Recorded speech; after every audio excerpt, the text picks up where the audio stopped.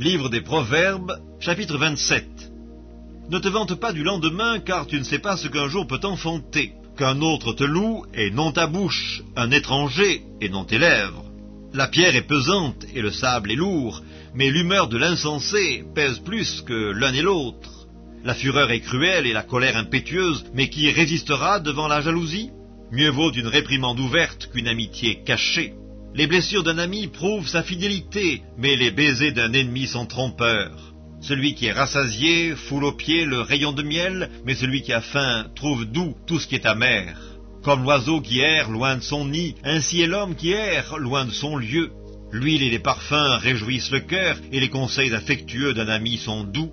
N'abandonne pas ton ami et l'ami de ton père, et n'entre pas dans la maison de ton frère au jour de ta détresse. Mieux vaut un voisin proche qu'un frère éloigné. Mon fils, sois sage et réjouis mon cœur, et je pourrai répondre à celui qui m'outrage.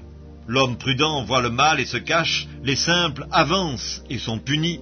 Prends son vêtement car il a cautionné autrui, exige de lui des gages à cause des étrangers. Si l'on bénit son prochain à haute voix et de grand matin, cela est envisagé comme une malédiction.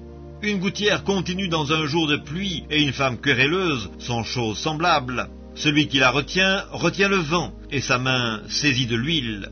Comme le fer aiguise le fer, ainsi un homme excite la colère d'un homme. Celui qui soigne un figuier en mangera le fruit, et celui qui garde son maître sera honoré. Comme dans l'eau le visage répond au visage, ainsi le cœur de l'homme répond au cœur de l'homme.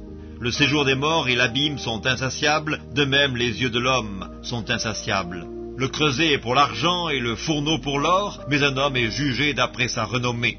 Quand tu pilerais l'insensé dans un mortier, au milieu des grains avec le pilon, sa folie ne se séparerait pas de lui.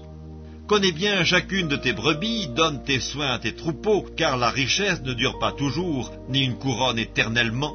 Le foin s'enlève, la verdure paraît, et les herbes des montagnes sont recueillies. Les agneaux sont pour te vêtir, et les boucs pour payer le champ. Le lait des chèvres suffit à ta nourriture, à celle de ta maison et à l'entretien de tes servantes.